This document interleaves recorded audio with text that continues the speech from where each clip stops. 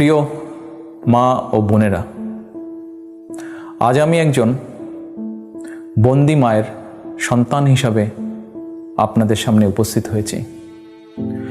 বাংলাদেশের সকল মায়ের সামনে, সকল বোনের সামনে আকুল আবেদন জানাই আমার নিরপরাধ মায়ের মুক্তির সাহায্যে। জি, আমি সেই খালেদা জিয়ার কথা বলছি, যে খালেদা জিয়া এই দেশের মেয়েদের জন্য বিনামূল্যে শিক্ষার ব্যবস্থা করেছিলেন। আজ এই মানুষটি বিনা দোষে বন্দী। শুধুমাত্র মানুষের গণতান্ত্রিক অধিকার প্রতিষ্ঠা করতে গিয়ে উনি আজ নির্যাতিত।